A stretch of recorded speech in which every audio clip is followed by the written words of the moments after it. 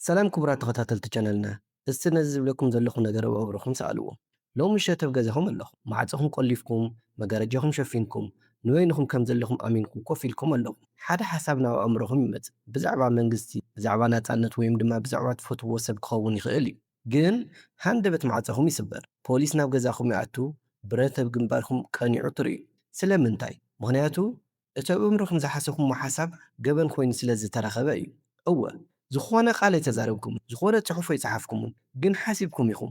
እቲ መንደቕ ይርአየኩም ነይሩ፣ እቲ ቴሌቭዥን ትንፋስኩም ይሰምዕ ነይሩ፣ እቲ ስርዓት ነቲ ኣብ ውሽጢ ዘሎ ሓንጎልኩም ዝተፈጠረ ኬሚካላዊ ምቅይያራት እኳ ከይተረፈ የንብቦ እዩ። ክቡራት ሰማዕቲ፣ ነዚ ዝነግረኩም ዘለኹ ቅዠት ወይ ከዓ ሕልሚ ኣይኮነን። ቅድሚ 75 ዓመታት ጆርጅ ኦርዌል ኣብቲ 1984 ትብል መጽሓፍ ዝረኣዮ ጸሊም ራእይ እዩ። ሎሚ ቢግ ብራዘር ዝብል ቃል ኩልና ንፈልጦ ኢና፣ ግን እቲ መብዛሕትኡ ሰብ ዘይፈልጦ ዘሰንብድ ምስጢር ኣሎ። ኦርዌል ነዚ መጽሓፍ እዚ ልበወለድ ክኸውን ኣይኮነን ጽሒፉ፣ ንሱ ንመጻኢ ወዲ ሰብ ዝተዋህበ ናይ መወዳእታ መጠንቀቕታ እዩ ነይሩ። ሎሚ ነቲ መጋረጃ ቀዲድና ኣብ ውሽጢ እዛ መጽሓፍ ናብ ዝተሓበአ ጸሊም ምስጢር ክንኣቱ ኢና። 2 ክድመር 2 ከመይ ገይሩ 5? ሓደ ስርዓት ከመይ ገይሩ ንፍቕሪ ይቐትሎ? እቲ ዝዓበየ ስንባደ ግን ሎሚ ኣብ እንነብረሉ ዘለና ዓለም 1984 ድሮ ሓቂ ኮይኑ ተጋሂዱ ኣሎ። ምሳይ ጽንሑ፣ ምኽንያቱ ድሕሪ እዛ ቪድዮ እዚኣ ነዚ ኣብ ኢድኩም ሒዝኩሞ ዘለኹም ስማርትፎን ከማን ብዓይኒ ጥርጣረ ክትርእይዎ ኢኹም። ኣብ 1948 ሓደ ሰብኣይ ኣብ ሓንቲ ንጽል ዝበለት ቆራሪት ደሴት ስኮትላንድ ወይ ከዓ ጁራ ኣብ ዓራት ጻዕሪ ሞት ደቂሱ ነበረ።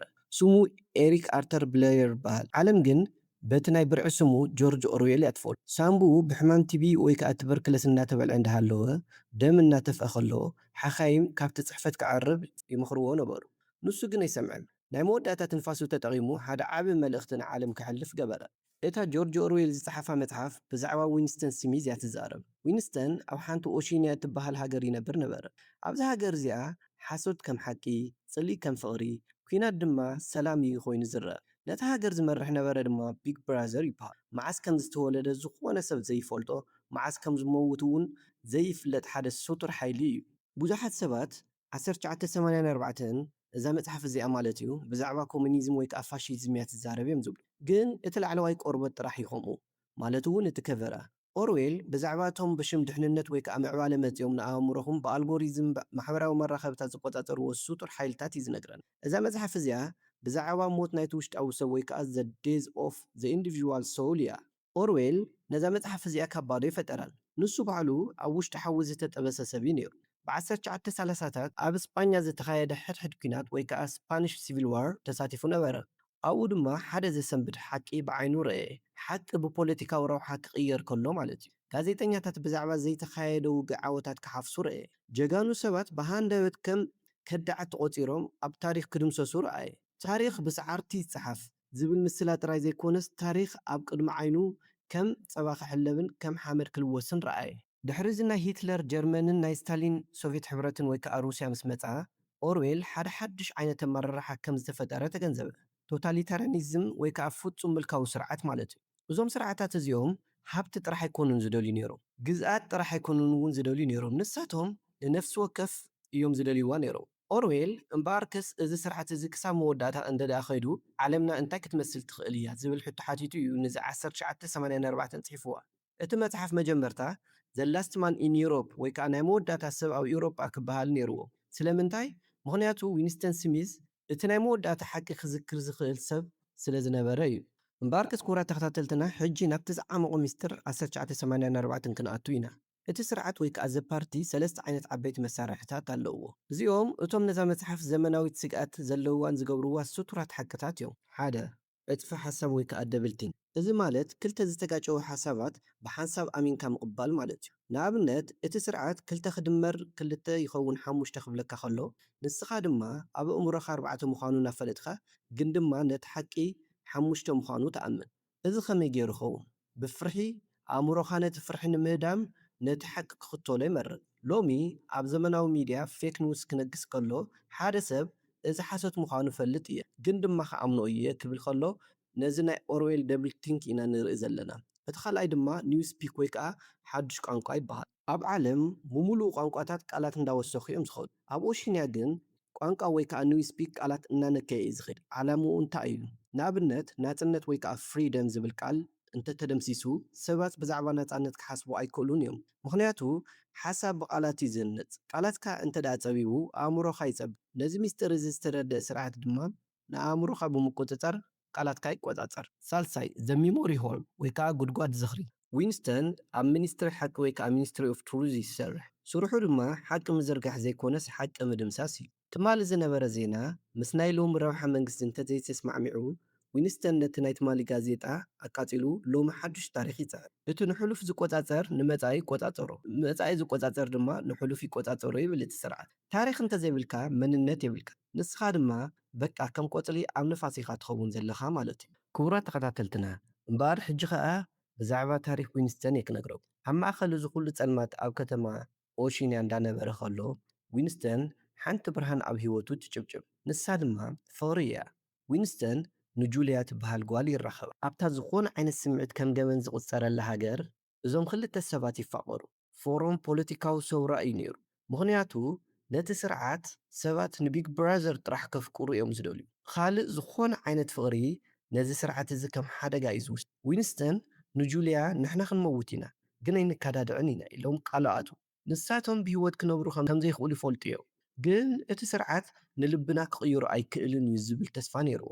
ግን ጆርጅ ኦርዌል ታሪክ ንምምቃር ኢሉ ሓሶት ዝፅሕፍ ዓይነት ደራሲ ኣይኮነን።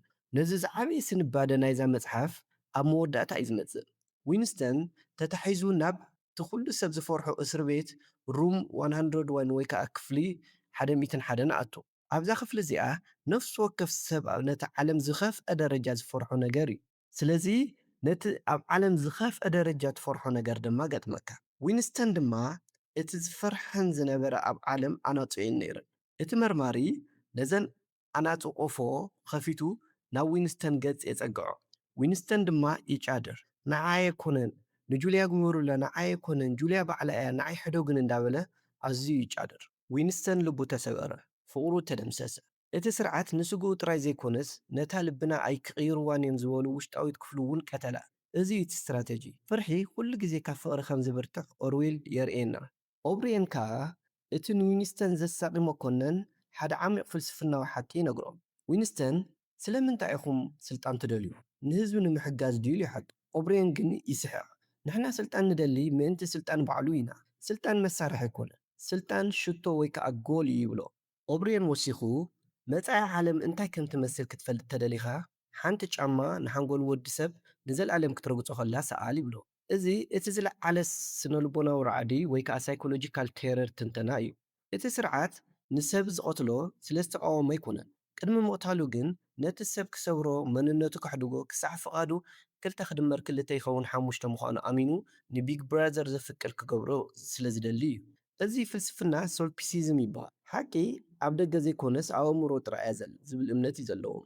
እቲ ስርዓት ንኣእምሮኻ እንተተቆፃፂርዎ ንሓቂ ፈጢርዋ ማለት እዩ። እዛ ብ1948 ዝተፃሕፈት መፅሓፍ 1984 ብብዙሕ ሚስጥራዊ ምልክታት ወይ ከዓ ሳይፖሊዝም ዝተመልአት እያ። እሺ ቀዳማይ ብርጭቆ። ዊንስተን ነዚ ጥንታዊ ብርጭቆ ክዕድጎ ከሎ እቲ ብርጭቆ ንሱ ብዝደልዮ ጽቡቕ ሕሉፍ ታሪክ ዝውክል ኢሉ እዩ። እቲ ኣብ ውሽጡ ዝርከብ ኮራል ድማ ነቲ ንሱ ምስ ጁልያ ዝፈጥሮ ንእሽቶ ናይ ፍቕሪ ዓለም ይውክል ኢሉ እዩ ዝሓስብ። ፖሊስ መፂኦም ነቲ ብርጭቆ ክሰብርዎ ከለዉ ግን እቲ ኣብ ውሽጡ ዝነበረ ናፃነትን ፍቕርን እውን ምስኡ ሓቢሩ ይስብ። ካልኣይ ድማ ሓንቲ ትዝምር ሰበይቲ ነበረት። ዊንስተን ብመስኮት ኮይኑ ሓንቲ ካብቶም ኣእምሮም ዝተረገፁ ፕሮልስ ወይ ከዓ ተራ ህዝቢ ክዳን ተሓፅብ ትዝምር ይርያ። ንሳ ናይ ተስፋ ምልክት እያ። ኦርዌል ተስፋ እንተ ደኣ ሃልዩ ኣብቶም ተራ ህዝቢ እዩ ዘሎ እዩ ዝብለና። ሳልሳይ ድማ ሓመድን ደሮናን እዩ ዝውክል። ኣብ ኦሺንያ ኩሉ ነገር ብሓመድ ዝተሸፈነ እዩ። ከተማታት ዝረገዳ፣ ህንፃታት ዝበልየ እዩ። እዚ ስርዓት ንህይወት ብኸመይ ትርጉም ኣልቦ ከም ዝገብራ እዩ ዘርእየና።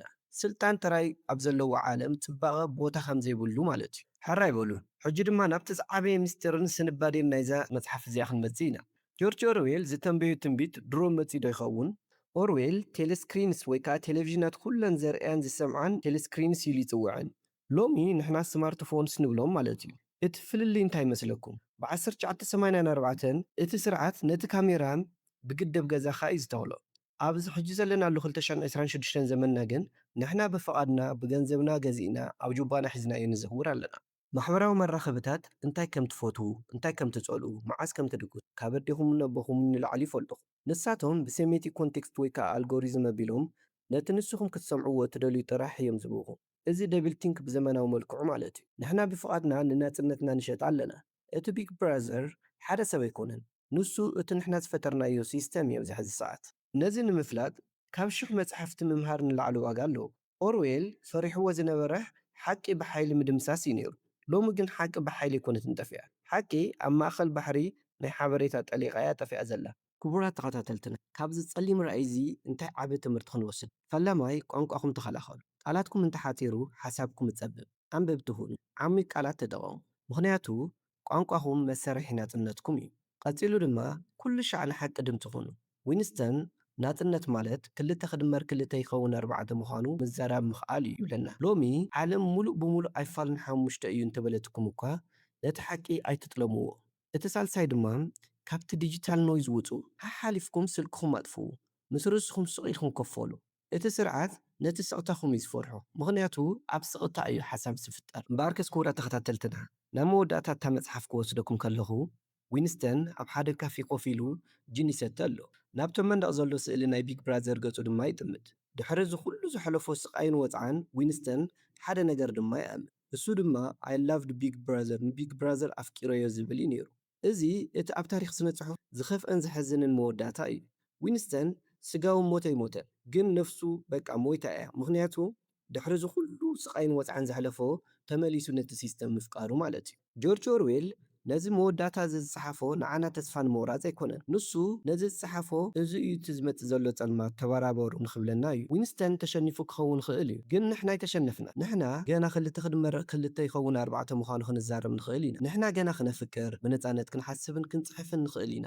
1984 መምርሒ መጻኢ ዘይኮነስ መስትያት ናይ ዘለናዮ ዓለም እያ። እዚ መስትያት ርኢና እንተደንጊጽና ጥራሕ እዩ። ንሕና ደቂ ሰባት ካብቲ ኣልጎሪዝም ዝሃነፁ ዓለም ንላዕሊ ሓያላት ምዃንና ክንርዳእ ንኽእል ኢና። ስለዚ ከጠቓልሎ ከለኹ ተኸታተልትና ውሽጣዊ ነፍስኹም ኣይትሸጡ፣ ውሽጥኹም ዝበለኩም ጥራሕ ስምዑ። እዛ መጽሓፍ እዚኣ ኣብ ውሽጢ ሓደ ዓቢ ጦብላሕታ ዝገደፈት መጽሓፍ እያ። ሕጂ ናባኹም ክምለስ። ካብዚ ኩሉ ሎሚ ዝተዛረብናዮ ኣየናይ ሚስጢር እዩ ዝበለጸ ንኣእምሮኹም ዝተንከፎ? እዚ ሎሚ ዘሎ ማሕበራዊ ሚድያ ወይ ከዓ ሶሻል ሚድያ ብሓቂ ዶ ዘመናዊ ቢግ ብራዘር እዩ ትብሉ? ኣብ ኮመንት ጸሓፉለይ። ተገዲሰ ድማ ከንብቦ እየ። እዚ ቪድዮ እዚ ንኣእምሮኹም እንተጠቒምዎ ንሓደ ትፈትውዎ ሰብ ሼር ብምግባር ነዚ ናይ ንቕሓት መልእኽቲ ካፍልዎ፣ ላይክ ድማ ምግባር ኣይትረስዑ። ኣብ ዝቕጽል መደብ ብኻልእ ዓሚቑን መሳጥን ትንተና መጽሓፍ ክሳብ ንራኸብ ሓቂ ምዝራብ ኣይትፍርሑ።